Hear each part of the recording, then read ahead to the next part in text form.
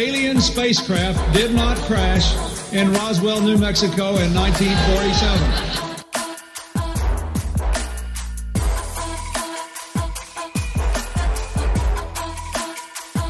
You know flat earthers, I guarantee it. But you don't know who they are because they're afraid of talking about it.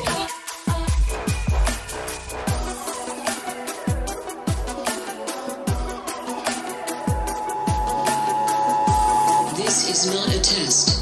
This is your emergency broadcast system.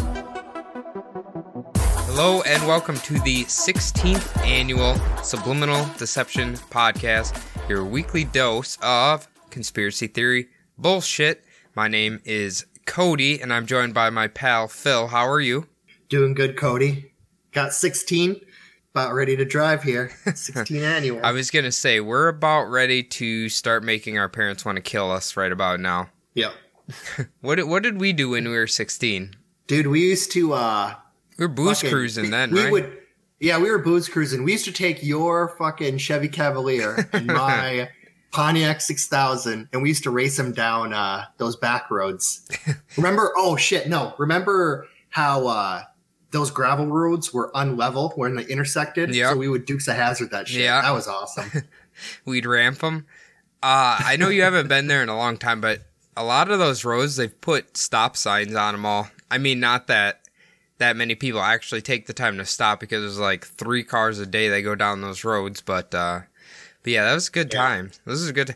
I was just thinking about that. Can you imagine those 2 cars would be like the worst Fast and the Furious movies ever? A Chevy Cavalier versus a Pontiac 6000. Yeah, I do not understand how that car survived a whole year. Like I don't know. I don't know. Those I was gonna say those fucking roads were so dangerous though. Like when it'd get to harvesting time, the corn would be like 7.5 feet tall, 9 feet tall. Yeah. And the fields were elevated too. So you couldn't see shit coming down those corners. No. Well, after you mentioned that, I just recalled, I think I was at your house. I think we were playing like Morrowind or something. Remember we got into that pretty hard for a while? Yeah. And I was just leaving, and it was like the weirdest thing. The deer... what was the road your house was on? Oak Avenue. Oak Avenue, yeah. I was going down that, and the deer just, like, came out. I'm slamming on the brakes. Like, the tires are skidding all over the gravel. He's running alongside of me, and then all of a sudden, he just, like, takes a left turn really quick, and then I smash right into him. And I remember I, like, got out of the car, and I'm, like, looking for a body or something. Like, he just got up and ran off. No, there's like, just the front end was smashed in. You know, the headlight was dangling there. The bumper was smashed in. Yeah. But he survived. The worst part of that story, and I can still vividly remember this, is I drove home. Obviously, I'm like, hey, Mom, Dad, I hit a deer. And I always kept my cigarettes underneath the passenger seat. And of course, my dad's a mechanic, so he like rigged it back up so it was drivable again. And I had a pack of Marlboro menthols, and I remember my mom took them and then smoked them in front of me. Oh, man. Oh, that's great. Do you remember how difficult it was for us to get cigarettes back then? Yeah, I remember having to pay. This was back when cigarettes were like $3.30 a pack. I remember having to pay $10 a pack, but luckily back then it took me like 2 weeks to smoke a whole pack, so... Whereas $10 a pack, and back then I remember what were cigarettes like between $2 and $3 I think for a pack. Yeah, I remember paying like $3.30 or something like that. Nah, yeah. I was just joking with someone about when we were younger. We'd obviously cigarettes was one thing, but finding someone to buy you alcohol was like an entirely new level of challenge. And you'd find someone who's like, oh yeah, just give me $20. I'll go get you something. And they come back with like a $5 gallon or $5 handle of fucking 5 o'clock vodka that's in the plastic bottles. God, they would make a killing off of kids. Oh yeah, or they'd go out and buy you a fucking $8 fucking like. I remember they had super cheap Milwaukee's Best. Yep. Beast. Yep. They'd go out and buy you a 12er of that. Like, here you go. Like, dude, you just like kept like $16 of that. I know. Went and bought me the shittiest beer you could find. This is shitty, but I remember that one kid. I can't think of his name. I used to give him a ride home all the time for some odd reason, but he would want me to buy cartons of cigarettes for him when I turned 18. And I remember I got him 2 cartons of Marlboro Milds. Do you remember them? Yeah, the brown pack. No, those are like the blue. Like the light. Okay. They were in between Marlboro Menthol Lights and Marlboro Menthols. They were in there. I don't even know if they make them anymore, but anyway. Yeah, I charged him like $80 or something for like 2 cartons of cigarettes. And of course it was like $40 or something. So the cycle just keeps on giving there. Yeah. I remember, God, I think the worst I ever got fucked over was, I don't think I actually got the alcohol that I paid for at one time. Like, we were at a party and I gave somebody money because they were going to go make a run, and they just never came back. They just took everyone's money and left. But I feel like I remember that kind of. Like, I kind of remember. I remember our friend used to steal cigarettes from the gas station he worked at. Remember he'd put them in the fucking popcorn? Because he had to clean the popcorn machine at the end of the night, so he'd act like has like a bag of popcorn he's taking with him, then he'd jam a bunch of cigarettes in it. Oh, yeah. Good times. See, if anybody's wondering, that's Iowa life right there. That's what that is right there. That is quintessential Iowa small town life. Just everybody's like, oh, there's a party over here, and it's just literally in the middle of fucking nowhere in a field or something. Behind someone's barn, there's just 300 teenagers out there killing like the most random beers you can find. Like, yeah, oh yeah. Hey, you remember the night we snuck out of my parents' house and we walked through the field, through the neighbor's field to get picked up on the highway? Yeah, I remember that. Dude, my parents still give me shit about that. Like that, everyone laughs about it. How determined we were to go to that like kind of lame party, actually. Yeah, that party didn't turn out to be that bad. Like they had there's only like 6 people there. I'm maybe thinking about a different party, but I remember we ended up walking back. No, they picked us up, and then when we left, they dropped us off like on the other side of the wood line, and then we walked back to my parents' house so they didn't see the headlights. Oh yeah, okay. I might be thinking of a different time, but I don't even know how they found out. I probably told them when I was older because it was a funny story. Oh well. But anyway, I was gonna ask you real quick. Yep, I saw this person at work the other day. I have to ask you: is there anyone that you work with that just wears some of like the weirdest things? Well, it was literally this week. He's a new hire, right? And I'm leaving, and I walk right by him. I'm like, what is this dude wearing? And he's literally wearing fucking yoga pants to work. It is a man wearing yoga pants to work. You know what? Look, if I know they're comfortable, and I know, you know what? If you want to wear yoga pants as a dude, go for it. But it was just kind of caught me off guard, especially when you're working in a job where you're just like getting filthy all day long. You know what I mean? Was he wearing shorts over him, or was he just fucking yoga pants? Just it looked like yoga pants, but like shorter version, like I forget what they call that, where they like the pants come above the ankles, kind of. I don't know what the fuck I'm talking about, but he was wearing goddamn yoga pants. That's all I know. That's fucking weird. I only brought it up because there was somebody. So out here in Arizona, it's super sunny, so everyone's wearing like sunglasses or hats. Like a lot of people wear like those big sun hats and shit out here. Yeah. There was a guy I saw wearing a hat. I thought, oh, that's a pretty weird hat. Every day I see him coming back from breakfast. So instead of walking like the other way around, like way past him, I kind of like took a little detour and walked by him. This motherfucker is wearing like a wizard hat. Really?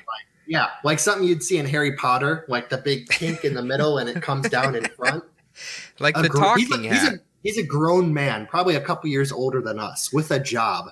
Well, what if he actually is a wizard and you're insulting him and you're going to get his spells? Could get cursed. That's true. I don't know. I might show up to work yet tomorrow fucking wearing yoga pants.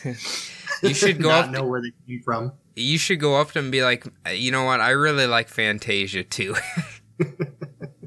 Anyway, Phil, we are pretty deep in here in the banter, so why don't you take over? I have no fucking idea what this is about, but I know it's going to be beautiful, so you take the reins.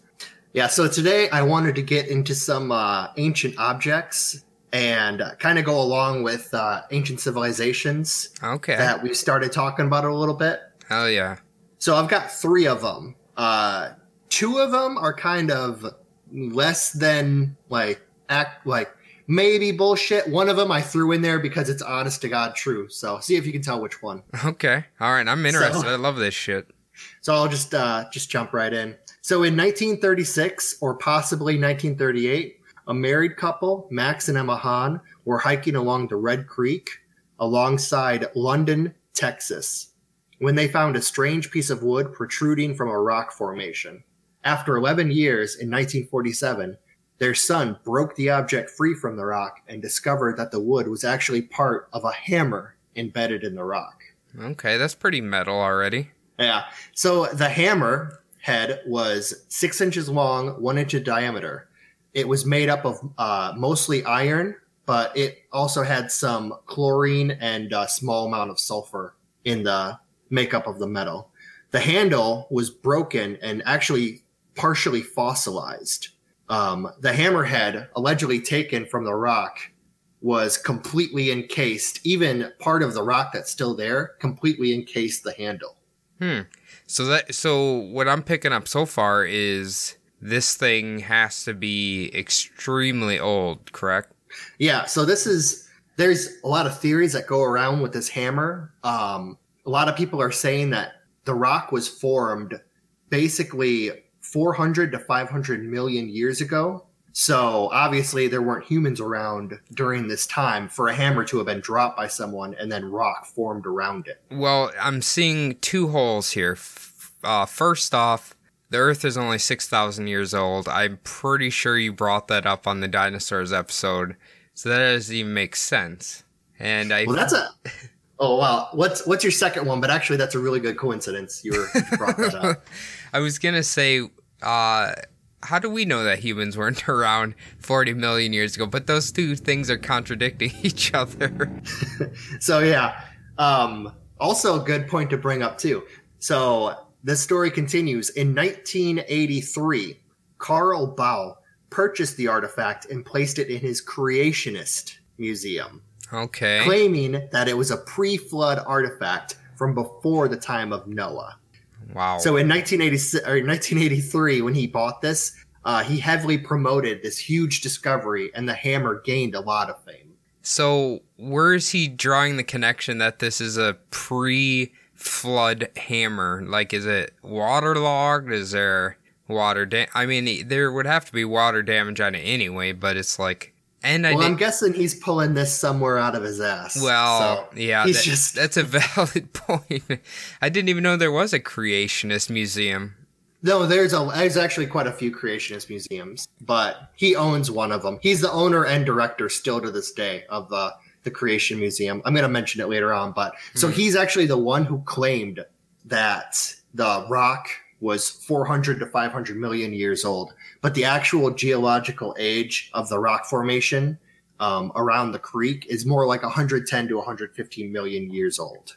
So he obviously didn't really use any science with, Well, how old do religious people believe that the flood was? Like, how long ago do they believe it happened? Like 6,000 years ago or what? Well, we do bring up our recovering alcoholic former coworker a lot. Okay. He always used to claim that the Earth was 6,000 years old, then the flood hit. And one time I asked him, what do you mean by then the flood hit? He's like, and he said right after, like, so 6,000 years old, humans were started, and then the flood hit. Okay. So God essentially made the world and then just flooded it? Apparently there was enough bad people after a few hundred years, and then he just flooded it out right after then. So okay, that's what I should say. Not all creationists believe that. That's what this wild drunk man believed, who was slightly reformed enough to have a job making pizzas with 15-year-olds. So I still remember some of those people. I mean, it's great that they're in recovery or whatever, but man, some of them were just a little too creepy with the high school girls there. Do you know? You remember what I'm talking about? A little too creepy, but yeah. That one dude who the only thing he could do was mop the floor. He was a bit creepy. I think that town's just full of creepy people, to be honest. That's true. Well, all those creeps were busted, but yeah, that's true. We'll get back to the story. Okay. So for the first problem with Carl Bau, so he never actually had the artifact tested. Not even like a carbon-14 test, and then there's an even older test that can be done. Carbon-14 only really tests up to like in the thousands of years old. There's other, I forgot exactly what it's called. It's something like potassium ion or something like that. There's another test you can do to test the deterioration to millions of years old. But he refuses to have it tested. Well, obviously, because then he's going to be proven wrong. But so really, a carbon test can only go a couple thousand years old? Like a test for that long? Yeah. It has, the problem is with the deterioration of carbon-14. So basically you can't accurately test. I forgot the exact amount of years, but I know you can't test carbon-14 can't be tested for millions of years old. Okay. You need to test the half-life of like something different. Okay. To actually get that. See, I suppose when you hear carbon testing, you kind of just assume that's like a catch-all, but I guess that makes sense. So I didn't ask, did the hammer have like any symbolism on it? Was it literally like a hammer, or was it like kind of like a cutting tool, I guess, kind of? You know what I mean? Nope. Just, it was just a 6-inch hammerhead, blunt on both sides. Just something you would see like maybe an old miner might have, you know? Just a metal hammerhead made out of iron. But you said it did have a wooden handle, correct? It did have a wooden handle. Yeah, the wooden handle was broken up and splintered. Most of it was like still encased in the rock, and you could see that the wood was like fossilized, or partially fossilized, is what they say. So, I was trying to think of a mystical being that would be wielding a hammer, and the only thing I could think of was the Hammer Brothers from Super Mario Bros. What if the hammer was there and then there's just a corpse of a turtle with a helmet on sitting right next to it?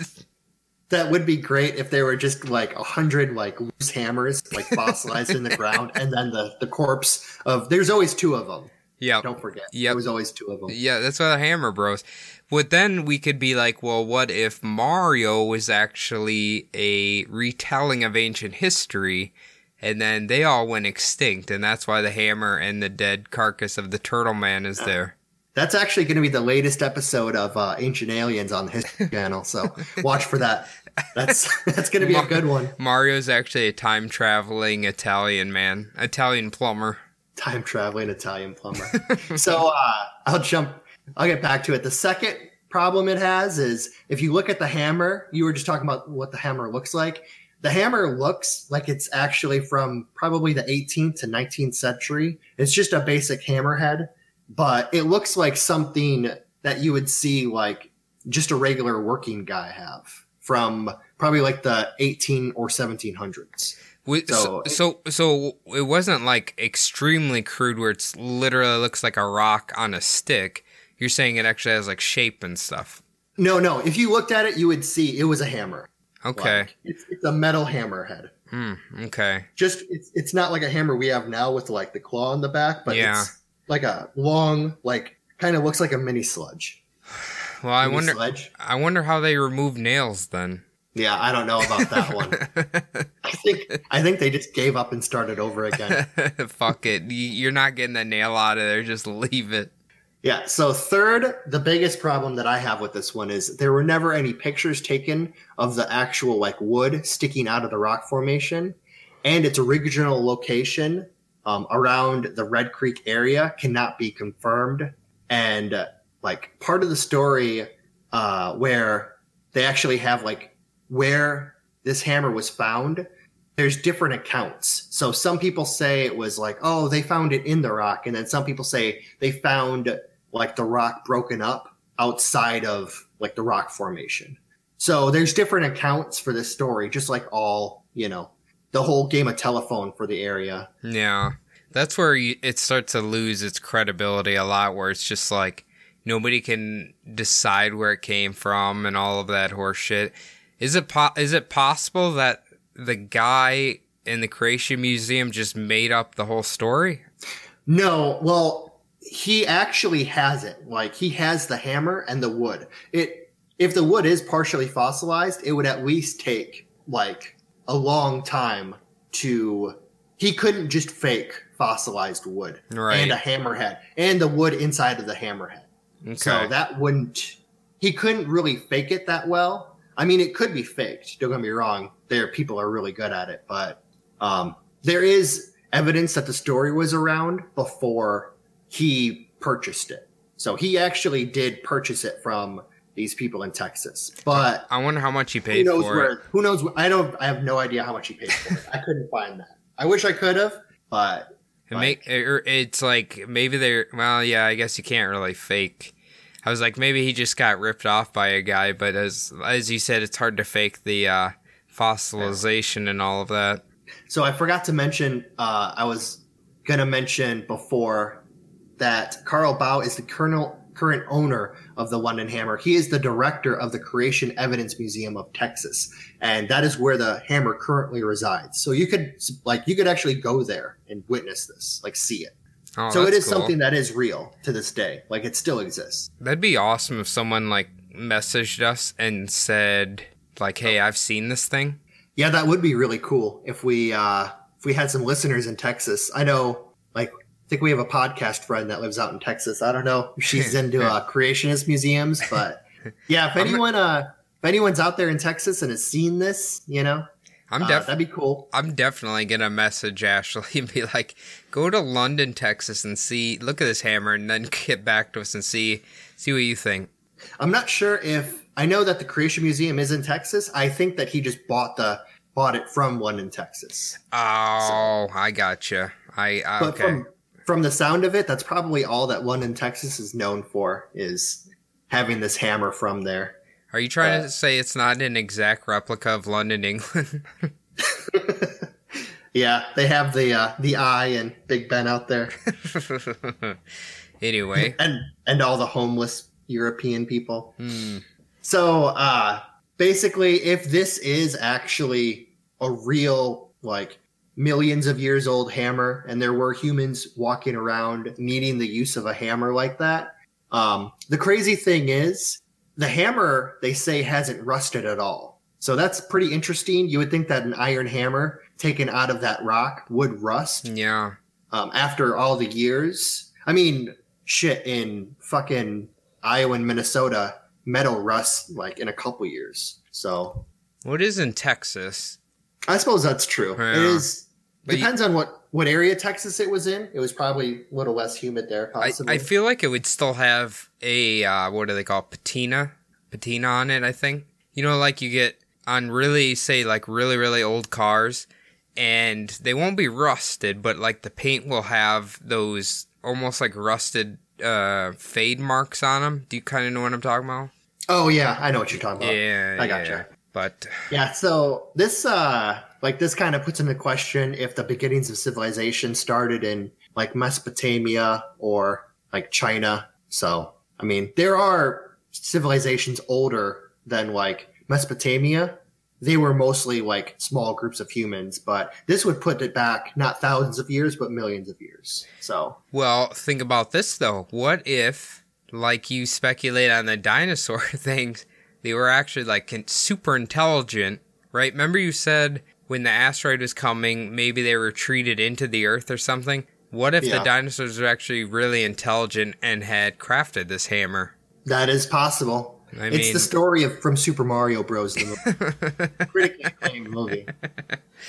Well, I mean, or say there was another ancient intelligent species similar to humans that died out or something, That is true. I mean, they would have a use. Hammer's a pretty like no shit object to create. So they've been making hammers out of rocks for hundreds, thousands of years. So, but it's pretty weird that it's iron. You know what I mean? Like iron. It is. It is definitely like it's smelted. It's an object that was forged. So, So what do you think? What do you feel about this? Like, what do you think it came, or where it came from? So I looked around the internet for some of the best like possible theories that I could have like used to explain this away. And I think I might have found it.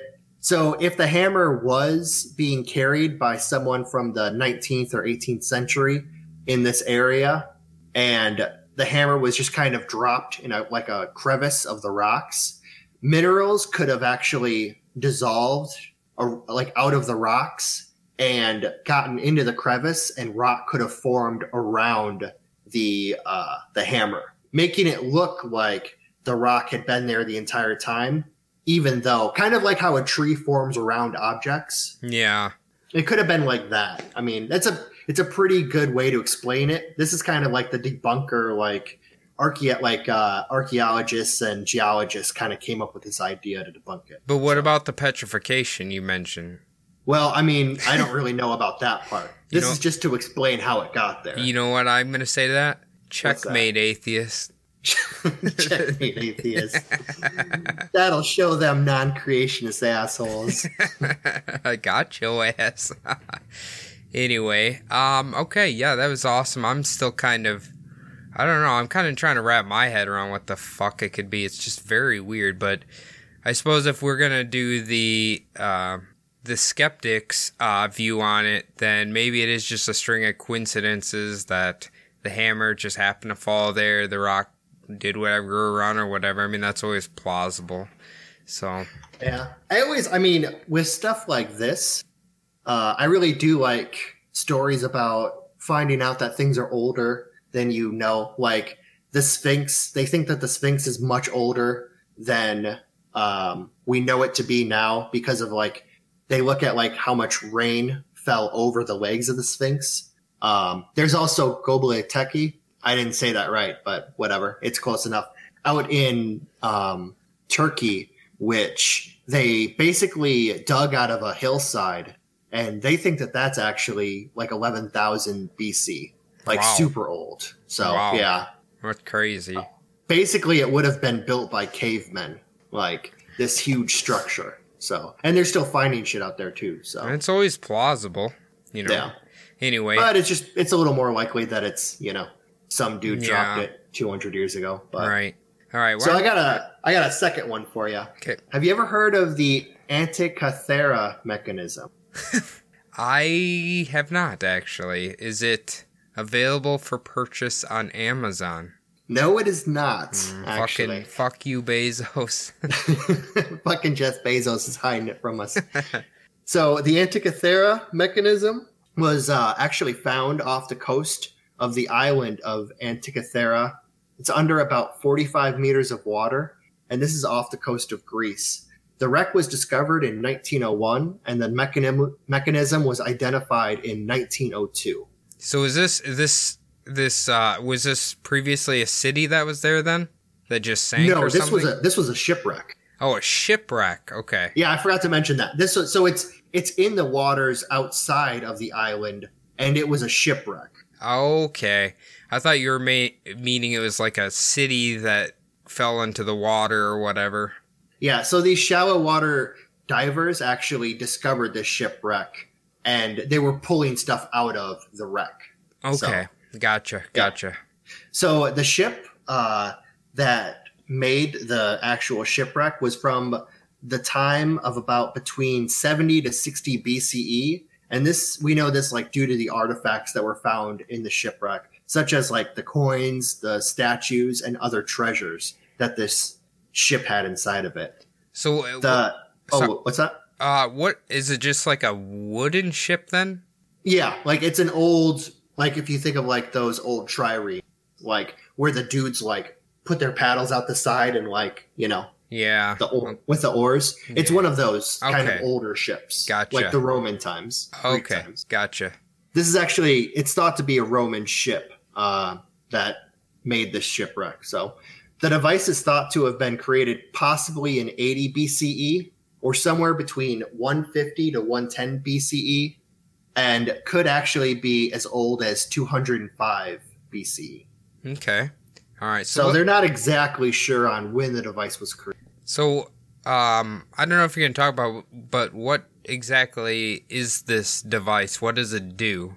So I'm just actually jumping into that. Perfect. So it's a box. Basically, it's an old, if you think of like how old computers kind of worked, it's more like a clock or a calendar. The device was used to calculate astronomical events by following the sun and the moon through the zodiac. So it was able to predict these astronomical events that like solar eclipses, and also irregular movement of the moon.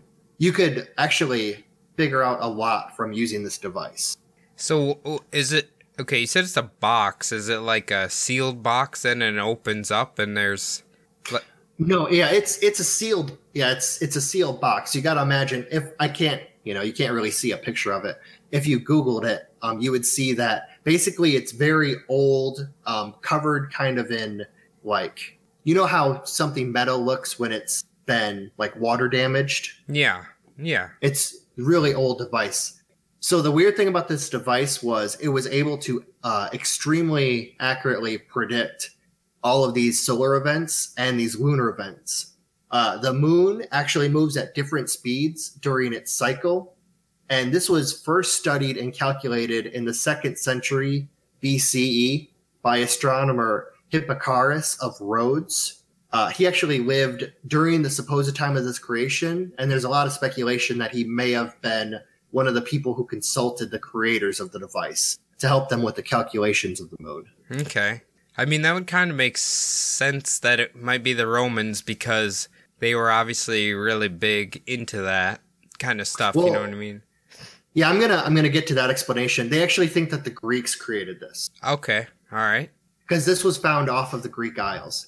So the ship is believed to have been after a raiding party of Greece. This was during the time of like there was a lot of like war and there was a lot of looting of cities. So all of those coins, statues, and other treasures that I mentioned are thought to have been taken from the Greek peninsula and the Greek Isles. Okay. I see what you're saying then. So yeah, this was during like the height of pre-Empire Rome.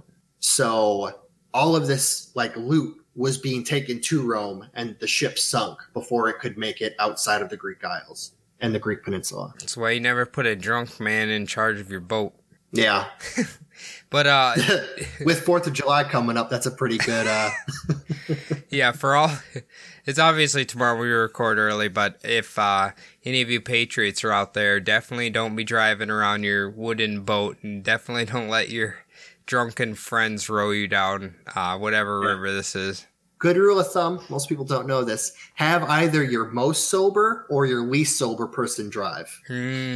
That's the best way to do it every time. I think it would be best to have the drunkest guy drive and the soberest guy be like a lookout. The guy who talks to the fucking cops on the water. He'll be that's a good plan, Phil. So I was going to ask, where the coins, shouldn't they have known where the coins came from? Like, wouldn't they look specifically like the coins were a Greek coin? Well, yeah, I think that's how they know that it came from the Greek Isles. Like I said before, all the statues and coins.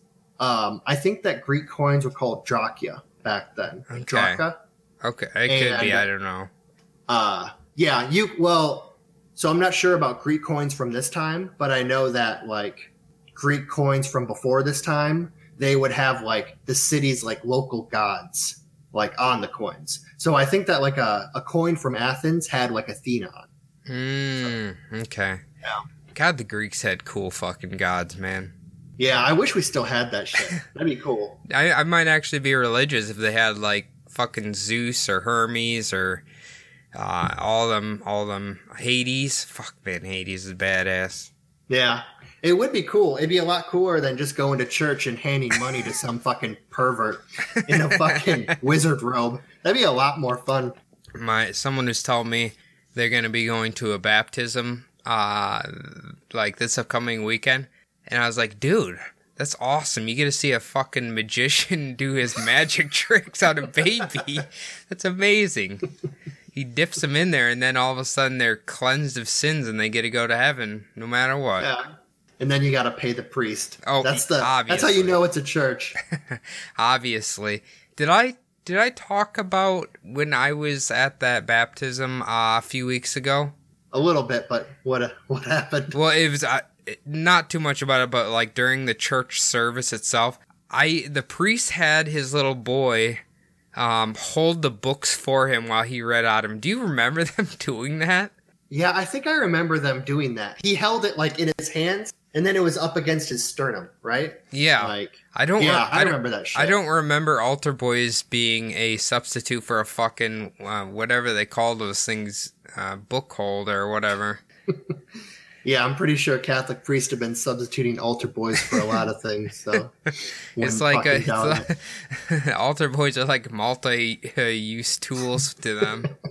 They're like a Leatherman. Yeah, they're their version of a Swiss Army knife. Yeah. Anyway, so I'll jump back into it. So they didn't really obviously this was found in early 20th century in 1902.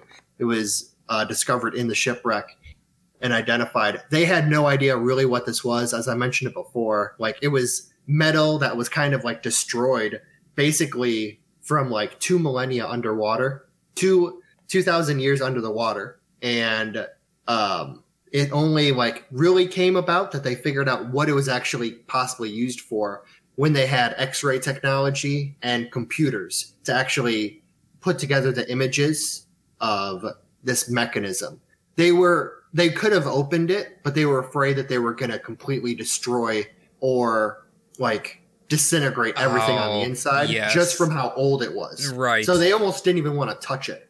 Did they have a TV show about this thing? I've seen this on a couple different. I've seen it on History's Mysteries. Okay. My ancient Greece class, we actually talked about this mechanism. Okay. Now that you say that they X-rayed the box, now it's kind of like a light bulb went off in my head. I've seen it somewhere before. Yeah. So it basically, how the box works is it's got a little lever that you kind of turn. Remember those old Jack in the Boxes? Yeah. You would turn it, and then these little mechanisms would turn, and these little all of these different calculations for these mechanisms were precisely put for the sun and the moon moving through the zodiac. So they looked inside of the box using X-rays and figured out how this thing actually worked. Gotcha. Okay. Well, that's pretty fucking cool, though, actually. Yeah. So originally they thought that the computer was actually used for navigation on the boat, but there is theory, speculation now, that because it was found with all of these other treasures, that it might have been just looted from whatever village it was taken from, along with the coins and the statues, and was going to be brought to Rome. Okay. I mean, the weird thing. Oh, what's that? I was just going to say, I guess technically that makes the most sense. Yeah, so the weird thing about this is it's one of a kind. They've never heard of anything of written about this.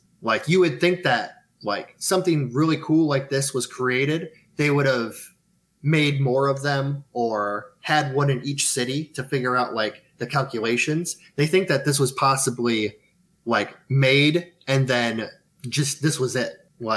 It's basically a lot of the historians say that this could be priceless. If it was sold on auction, they couldn't sell it just because it means so much to the history of tech and world history in general. You know what I think? I think a Greek man just had a breakthrough. He created the box. He just got the patent. A company was going to buy it from him, and him and his bros were celebrating. They got way too plastered. The Romans invaded, and then they stole it.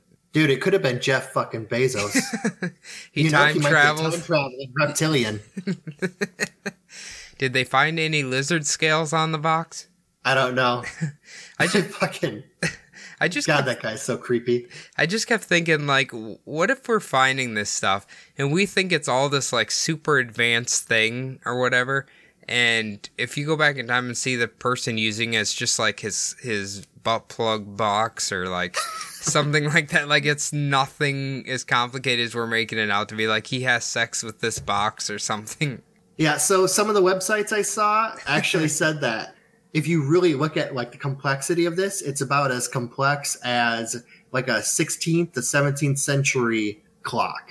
Like this thing's not, it's not like something that like not even we understand, like some people make it out to be. Yeah. But they're saying it's about as complex as something that's like 400 years old. So I think sometimes we forget that humans, even from that long ago, could have been kind of intelligent. yeah, we do forget that like humans pretty much had the same brain 2,000 years ago as they do now. Yeah. Like the thing is, we just know more. Like everyone thinks that we're more intelligent now, but it's like if you didn't have your cell phone, you couldn't find your way home. You know what I mean? Like Yeah, that's we're a not good even as point. smart as people were 20 years ago. Right. That's a good point. That's a good point. Yeah. So I was going to ask you real quick, like, do you think that obviously this is a real thing? Do you think that it's actually as old as they think it is? And like, what are your final thoughts on this one? Well, Just from hearing about it. I mean, it's really hard to like pinpoint, I guess, exactly the time period of it, but it's definitely kind of makes sense that if it's a Greek thing as well, studying astronomy or things like that. I mean, they love that stuff, man. They were all about that stuff. You know what I mean? So it's very plausible what this guy was using it for, or why it's at the bottom of the ocean. That's the part where it's really weird. You know what I mean? Yeah. A lot of people, like, when this first was found, there was a ton of speculation on what it might be. And then it kind of, the thing I like about it is it's something that kind of changed our way that we look at history. It's also really kind of funny that everyone speculated on what it would be, like a navigational device, all this other stuff. Turns out to just be a calendar. You know, just for its time, it was a really advanced calendar. Okay. I mean, yeah, I guess if you found it on a boat, it would make the most sense that it's a navigation device, but that's really cool. I'm going to, like, these items, I'm going to have to kind of Google them and kind of see what they look at. You know what I mean? I think anybody listening should probably do that as well, just so you can get an idea of what we're talking about. Yeah. The good thing about the first two is there's actually pictures of them, which is why I named them. This is why I kind of talked about them first. This last one is it's way out there. So I chose this to headline, like the main event. So have you ever heard of the 800 million year old princess? 800 million year old princess? Yes. No. Okay. So I've been seeing this like pop up all over the place, like Instagram, Facebook, like all those little stupid little, not BuzzFeed, but those little fucking like BuzzFeed stories where they take like those old stories and mash them together. Yeah. And then they have like a million advertisements. I've been seeing this fucking story everywhere, which is kind of where I got the idea to do this episode. All right, cool. Yeah, I've never heard of this thing. All right. So in the year 1969, in a village of, I am going to butcher the fuck out of this, any of our Russian fans, Rajavik Tisovskago in Russia. It's a little village in Russia. Don't make me say that fucking again. I was going to say, I'm guessing that's how you pronounce it, and I'm guessing you have to say it the exact same way. You just said it. Yeah, super slow and super choppy, just like that. That's actually 2 words if you couldn't notice it. So, okay. So a miner named Karnikov found inside of a coal mine 70 meters down a marble coffin that had a very intricate system of designs and was sealed shut from the outside world. Interesting. So finding a coffin buried underground isn't like necessarily that interesting, except for this coffin was actually found in a vein of coal. Like wedged inside the vein? So how they actually found the coffin, it looked as if the coal formed around the coffin and not like the coffin was actually placed inside the coal at a later, like after the coal had formed. That would have to mean that shit is old as fuck, doesn't it? Yeah, exactly. Coal takes millions of years to form. So finding a marble coffin inside a vein of coal, that really kind of pulls back our understanding of when humans Existed. lived. Yeah. Because you're talking about not just not just like, oh yeah, like 2 million. This was hundreds of millions of years ago. That's insane to even think about that. Yeah, so I just want to talk like super brief about how coal is formed. I had to look this up. Okay. Basically, coal is formed when kind of like that, that peat moss, that mushy kind of like vegetation. Yeah. Don't they call that grave moss? What's that? Don't they call that grave moss, or is that called peat moss? I think it's called peat moss. You can actually buy it. I think we have some in the backyard right now. Oh, it's really high in carbon. People actually use it for like civilizations use it for like burning. Okay. Like it's kind of like wood. It's just dense carbon kind of. Okay. Dense in carbon, I should say. But so this peat moss actually gets crushed under all of like earth forms above it and then crushes it down over hundreds of millions of years and turns this peat moss into dense coal, which is why you find veins of coal. Okay. So it's like a large clump of it that got crushed together, basically. Yeah, if you think of how like it's basically like a swamp has like it's just on top of the ground. That's like why it looks like a vein of coal. That's why a vein of coal kind of looks like as if it was formed on top of the ground. Okay. So you know what's like Go ahead. Oh, I'm just trying to say it's like you can definitely see like where it was formed. Okay. You know what's fucked up? How diluted my mind is? Every time I hear like a vein of any sort of metal, all I think about is like the stupid cartoon veins from video games. You know what I mean? Fucking Vegeta. Yeah. Oh, God. Ugh. Well, I was thinking about like World of Warcraft, where your little character, there's like a rock with like copper sticking out of it, and you just have a little pickaxe, and that's how you mine it. Oh, you mean, okay. Yeah, I gotcha. Yeah. Skyrim had that shit too. Yeah. It's just like, now every time I hear like a metal vein, that's all I can think about is these fucking characters mining just this big ass rock sitting there. I thought you were talking about like anime characters' veins. Oh, like they're popping protruding like 7 inches off of their skin. Yeah. Yeah, Vegeta was the vein master, wasn't he? Yeah. So basically, when they found this, all of the miners stopped working, which in Soviet Russia, probably shouldn't have stopped working ever. No, probably not. And all the miners kind of gathered around this. Eventually, they were able to take this extremely heavy coffin out of the mine up to 70 meters to the surface. And then once it was exposed to sunlight, the material that sealed the coffin melted and ran down the sides of the coffin, the marble coffin. Okay, that's weird. Yeah, so inside the coffin, the workers found a beautiful woman of European features. She had blonde hair and large blue eyes, which were said to be open. Yeah, that's creepy as fuck. Yeah. So it's a little weird. Is she like mummified then? No, so that's coming. So the woman was in her 30s and wearing a sheer white dress that ended at her knees. She was inside of this odd-looking bluish-pink liquid that's thought to be embalming fluid.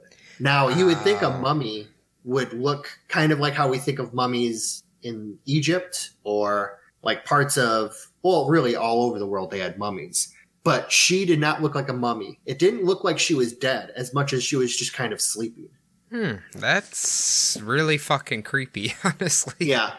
Like, she was a Caucasian woman, and her skin looked alive. As like if she was still white and stuff. Yeah, no, she was still in perfect condition. Like, she could have just died, like, a minute before then.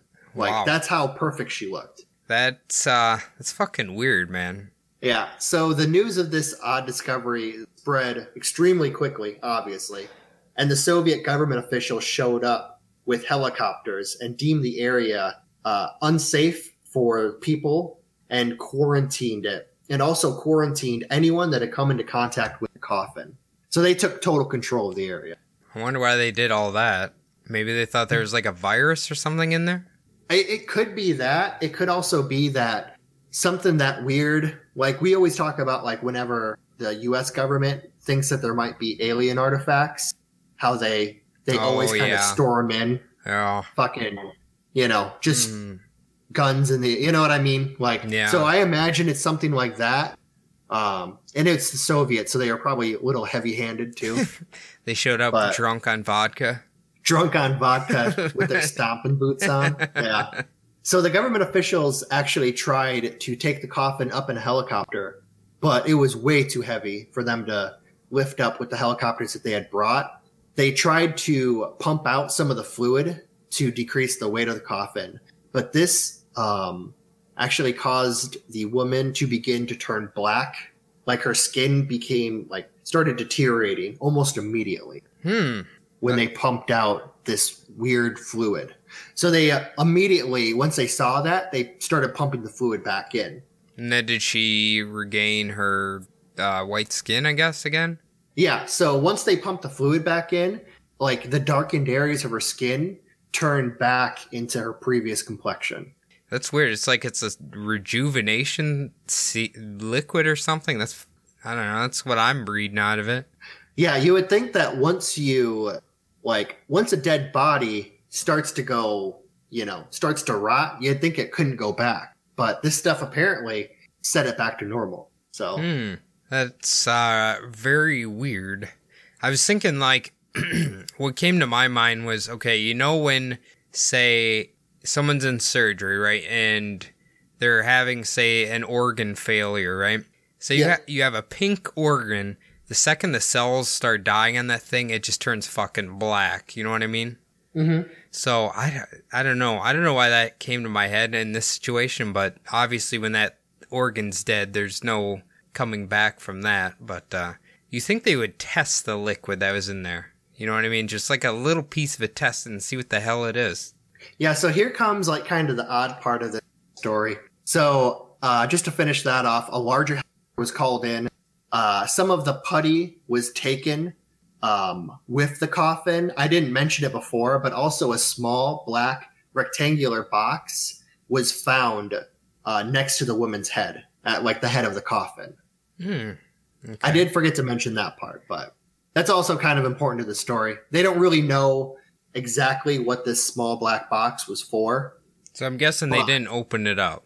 No, yeah. In none of the stories that I kind of read, no one ever speculated on what was inside the box. Okay.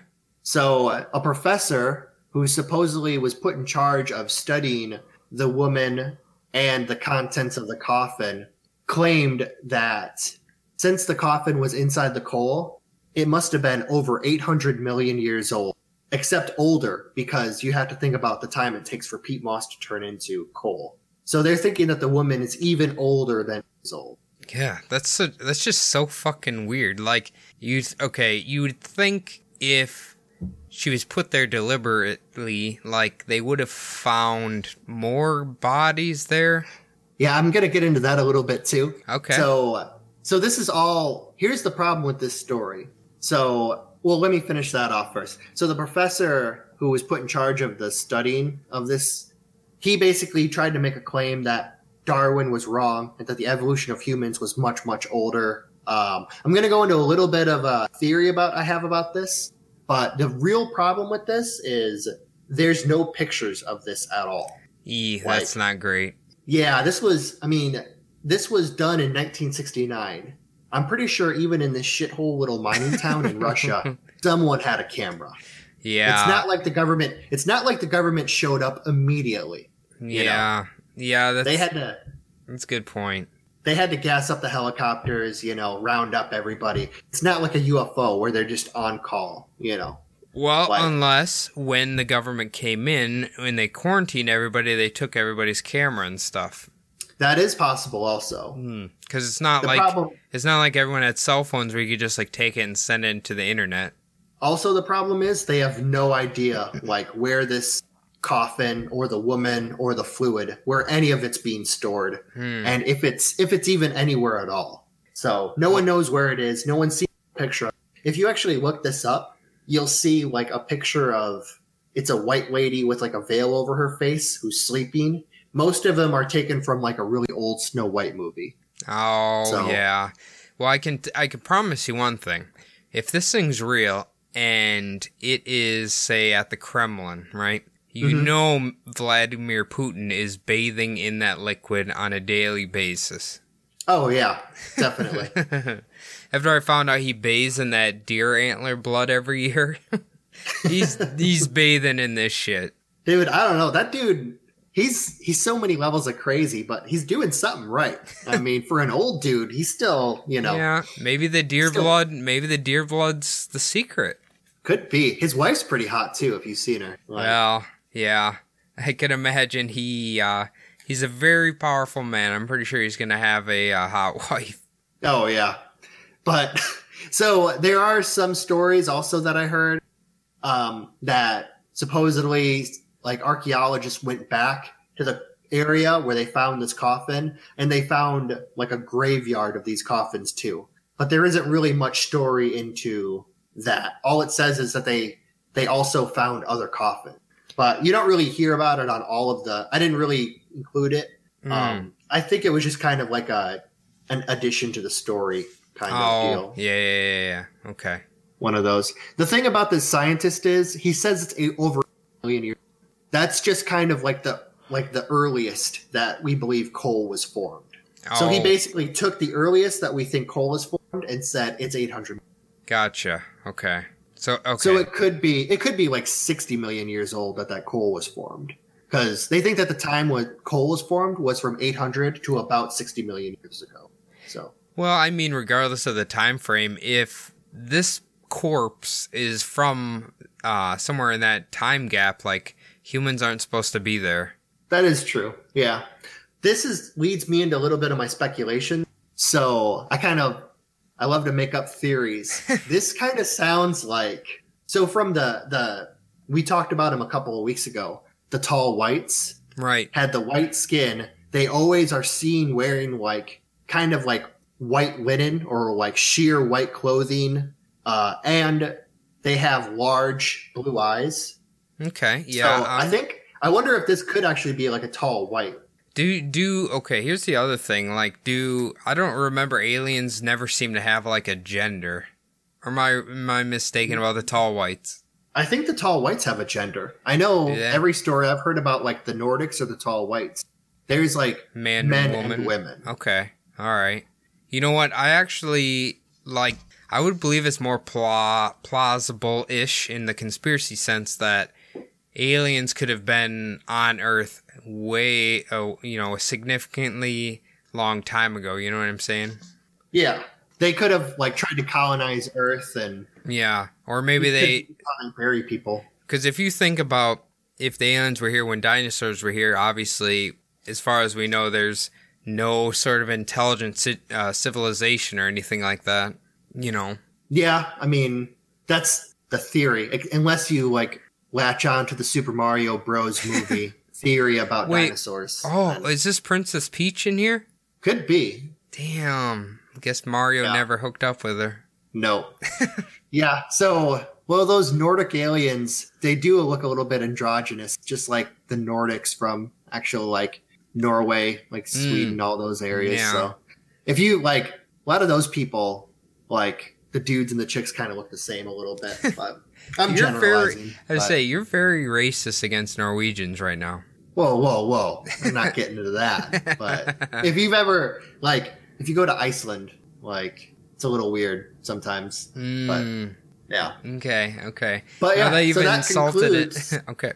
What's that? I was going to say, now that you have officially insulted an entire country... wait, let me apologize. Okay. So we actually did find out that we've had down with Iceland. So I apologize to our one listener. That download is now gone. Yeah, we're never going to get a second. No. That's shitty. I'm sorry. Anyway, continue on. So I was going to ask you quick, what do you think about that one? That was that's the headliner of these three. So what's your kind of like speculation? What do you think might have happened? Do you think it's real at all? That's the best question. Well, first off, this is definitely my favorite story of all three of them. I don't know, without any pictures, without any real proof outside of hearsay, it makes you really wonder. And like you said, 1960, they should definitely have some sort of way to have evidence that it actually existed. But if we're going to put ourselves in the camp that it does exist, and let's say you take this story and the hammer story, it really makes you wonder if humans are that old, or if there was somebody else here before humans or whatever, you know. I don't know. And the body was perfectly preserved. That's really fucking weird. But if I had to go out on a limb here in my skeptic's eyes, I think this is probably just someone heard the story of Snow White and then just kind of claimed that they found it in a coal mine or something. That's what I would say. That would make sense for this is the Russian version of Snow White. Yeah. Not quite as sexy as the Disney one, but you know what? It's still a princess in a coal vein. We found the dead girl in a coal mine. Now, if they opened the coffin and bottles of Kharkov vodka fell all over the floor, then I'd be more believable. But what if it was... what was that? What if, like, the liquid in there was actually just, like, extremely aged vodka? That's what kept her rejuvenated for so long. It was borscht. Yes. 900, 800 million year old vodka is keeping her alive in here. Yeah. So, okay, what do you think? What's your opinion? Ooh, I would have to go with bullshit. I mean, if there was some pictures of the coffin or some kind of like actual scientist alive, or even if there was a report from a scientist that stated this stuff. The problem is all it is some scientists said. There's no like report. There's no nothing like that. Like nothing that you can really find. I mean, there might be a report that exists somewhere, but it's not anywhere I can find. So until I see a report or a picture, it's kind of hard to, you know. It kind of reminds me of like, have you ever heard of the Russian sleep experiment? No, I haven't. Okay, well, it's basically just like, it's not like this, but it's like a made up story about shit Russia's done, and like a lot of people think it's like real, but it's not actually real at all. It's just kind of like something that's gained mythos or whatever. But yeah, I'm usually not as skeptical as you, but even I'm skeptical of this last one. The other two, though, obviously I think are real and more plausible. I don't know about the hammer being that old. It's impossible to say, but it really makes you think. This is an episode that's going to stimulate your thinking muscles upstairs. It's going to get you thinking about, do I actually believe this is real or not? Do I believe any of these are plausible? You know what I mean? Yeah. So Russia actually did, after the fall, they started declassifying a lot of their like alien kind of stuff and a lot of their weird like mysterious files that like the KGB had and all that. So I wonder if they ever will, if this is real, like declassify some of this stuff or actually come out with some of the reports, you know? I don't know. That'd be fucking nuts if this was like they released the body and stuff. I think that would like turn the world upside down. If they actually came out and said, not only is it real, here's the broad in the fucking pink fluid, and that's what she looks like, you know. And they actually let like modern scientists like look at it. That'd be figure out what the pink fluid is. I love how you went back to 1950s terminology and called her a broad. I don't know why. I just felt like saying broad at the moment. I don't know. Anyway, yeah. It was a personal choice and probably due to the vodka Red Bull, but that's a very 1950s drink, I suppose. Anyway, so now, Phil, that was an awesome job. Now, if anybody wants to reach out to us and give us their opinions on any of these weird objects, where can they do that? They can go on Subliminal Deception Podcast on Instagram, and they can also hit us up directly to our Gmail at subliminaldpodcast@gmail.com. Okay. Yeah, you can also reach myself at my other podcasts on Instagram, Bumblebutt Podcasts, or you can hit me up on my personal Instagram. That's Cody Zibbub, just like it sounds. You can find us on there. The last thing we need you to do for us is to log on to iTunes or Apple Podcasts or whatever the fuck they're calling it nowadays and leave us a 5-star review. Just write whatever you want. Doesn't matter. Say you were born in a coal mine. I don't really care. Just make sure it's 5 stars. It helps the show grow and helps us expand. We've been doing really good actually for a fairly new show. We're gonna have to start dropping that title eventually here. I don't know. What episode number are you at? Like, okay, we're not a new show anymore. What number would you assign to that, Phil? I would say the hump is probably at 20. Okay, so we're nearing it. We're heading off to college, and we're almost there. So, once again, Phil, awesome job. I think people like the more history-oriented episodes sometimes. So I think they're gonna have a blast with this. So, but that's gonna do it for us this week, folks. We will be back in a week. I hope you enjoyed the episode. Thanks, guys.